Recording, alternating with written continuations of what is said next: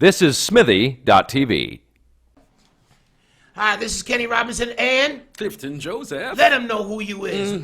We are breaking down the news here in the bunkers of Break it City down, break TV. it down, break it down. We've been under heavy bombardment I'm telling you. for weeks. And we've been in the bunker, in the basement The here. Soviets, the Russians have been dropping bombs on us, say, for Paris.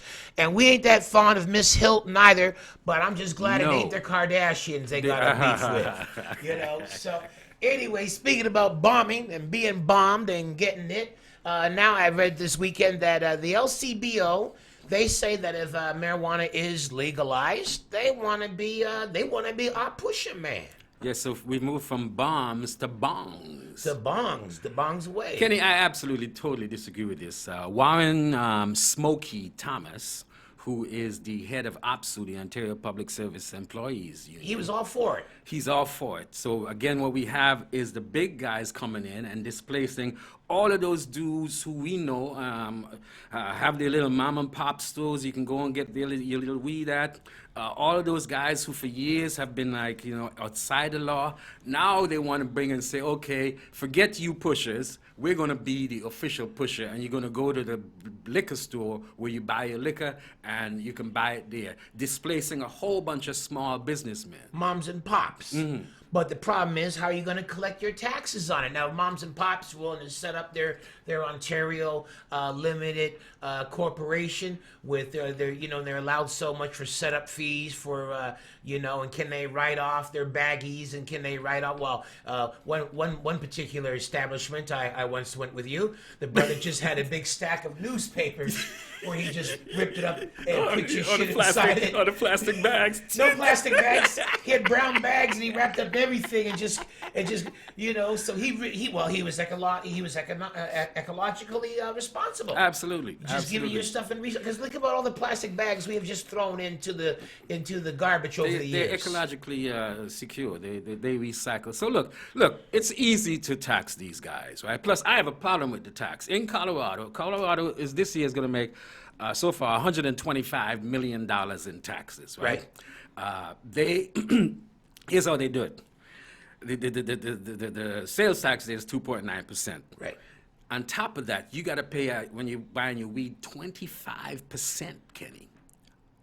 Tax on top of that. The dealer man, or is that pushed onto the? When you buy as a consumer. Right. So they're taxing the weed smokers really high, 25%, Kenny. So is it going back to like say 1985 prices now? Because 1985 is still quite expensive, but with the homegrown and the removal of seeds and everything else, the price has gone down like everything else over the years. Yeah, so Smokey, and that actually is his real I know, that's such a great Smokey, name for him. the head of the OPSO union, my man there, so he wants to push it there, because of course it means that his workers now will become Especially since some dispensers. grocery stores are going to get to sell beer.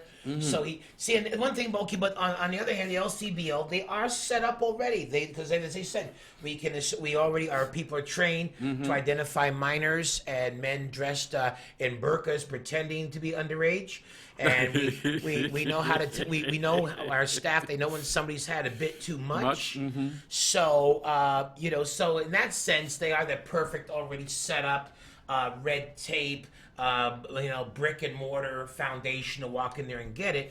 But here are some things we don't think about, okay? How many times do you think you need to get to the LCBO and you get there and you didn't know they closed at a certain time? Exactly, Kenny, because weed smokers don't go by that kind of framework. No. A lot Are of they that gonna shit be happens open 12 after hours. If I need something at 1 a.m, are they going to be open? No, they're not going to be. So then you're going to have people who are after 8 or whatever at night and throughout till morning. Booze cans, You can't get cans. Yeah, exactly. Smoke boxes. So that's a kiss to death there. That's not going to work really. And then what is that wine, Ontario wine that have their little kiosk in grocery stores? Yeah. So now I even like that idea a little bit more. You can get your weed at the grocery store. Like, little kiosk there, and then as you leave, they say, would you like to sample this? Because, they give you those little shot glasses. Those little medicine cups. Would you like to have a sample? And then you go in there, you just take a hit of that bong, and go, very nice. And then you get in your car and drive and kill I guess they could do like they do. Of orphans that are being taken to a circus. I guess they can do like they do out west there in places like Vancouver and Calgary, etc., where you can go after hours and buy your booze at certain places. So if they're going to do that, Off maybe sales. off sales, Yeah. But no. When they take over like that, one, taxes go Well, up. You that's gotta- the one reason for taxes- legitimizing it. But there's some legitimate concerns, though, Kenny. Like, for instance, in Colorado, they're now having to do blood tests when they think somebody is inebriated through weed. Now, they have to get official stuff to take your blood test. You can't just do it, right?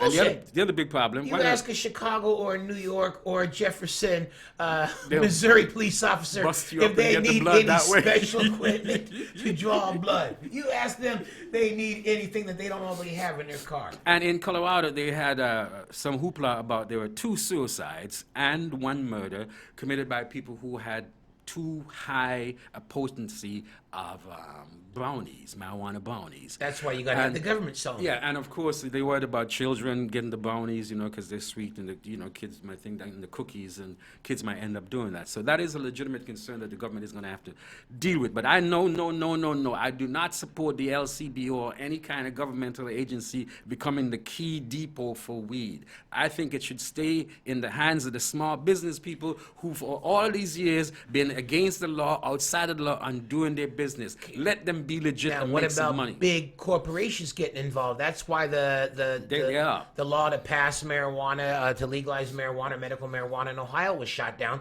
because they had a monopoly already set up for it. They're going to license out, I think, 3 companies. And they're the ones that had all the money to fight the anti-marijuana people with pro-weed ads and stuff. So then the pot smokers of Ohio, they said, well, man, do we give it to these 3 fat cats to get even richer and not, or do we want to have like an open market? We don't want to just vote for this and all of a sudden becomes a monopoly for 3 people. That's where we're headed, really, because the same thing happened with the organic food situation, where you had a lot of hippies and environmentally secure people who were doing that, and then all of a sudden the big money, the corporate guys coming, the venture capitalists coming, and this is what's happening. For instance, here's another guy, Herb Dhaliwal.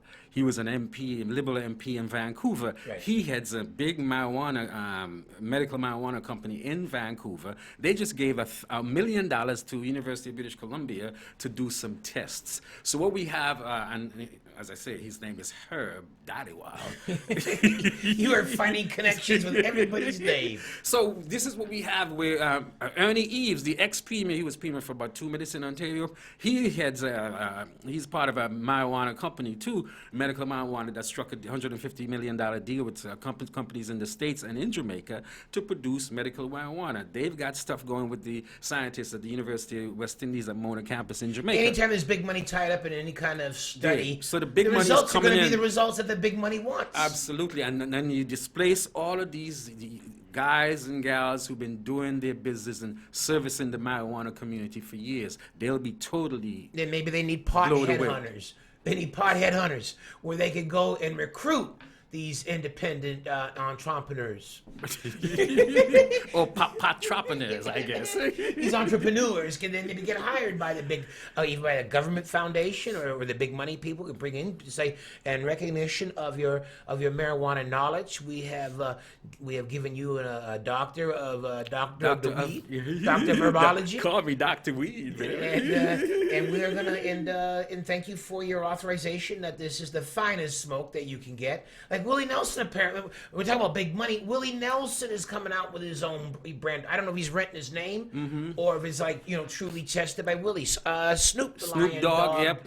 Snoop Weasel, whatever. The Bob animal Marley it is. estate just licensed Bob Marley's weed to use too. So everybody's going to try to get. I don't Bob want no Marley's- Peter Tosh weed. That's setting you off in a whole different direction. Legalize it. Peter Tosh weed, a lot more angry and militant than Bob's. And this is one thing with Colorado, for instance, with the cookies and brownies and so on. The government is saying, look, can you not make these things as potent as you do? Can you which is a problem the Canadian government has had with their license and sanctioned dispensaries, is that the medical marijuana people have been complaining the weed ain't potent enough. They're not cutting it strong enough. Yeah. And yet, meanwhile, with the pot brownies and cookies, you're giving it to people who've never done anything in their entire lives, and right away they eat that. Well, even people that are experienced partiers will take a cookie and eat a whole damn cookie and say after 2 bites, I don't feel anything, and then eat another cookie. And then I had a friend of mine done every kind of pharmaceutical that could be prescribed to her by a doctor, and many have been prescribed. She ate a cookie at a comedy show, and she had to have her boyfriend take her to emergency. Because she's like, I can't see my hand. She's doing Pryor's old bit on LSD, but that was just a weed cookie that she had. So you have a friend. I have a friend too who ate some marijuana brownies. Had one, nothing happens. Have another one, nothing happens. Have a third one, nothing happens. 3 hours later, was sprawled out on the basement floor because they take a while, half hour to an hour to kick in. So with weed, smoky weed, it's almost instant. You choke, you cough, you feel that punch in the back of your brain. And but with the cookies and the brownies, you got to give it time. It's almost like a Cosby cocktail the way it is once you put it in.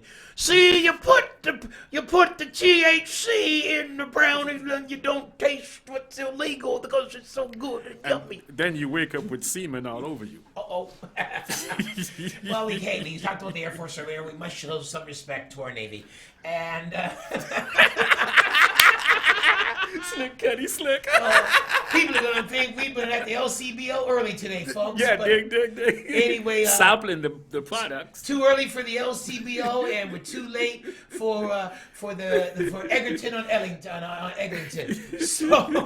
So anyway, folks, this is Breaking Down the News. Clifton Joseph, Kenny Robinson here on Smitty TV. Check us out again, or don't go anywhere. Right back, because we're gonna come right back, and we're gonna talk about an award that I don't know if it's long overdue. Absolutely. But it's kind of a jive ass award anyway. Hey, he'll take it. Check it out.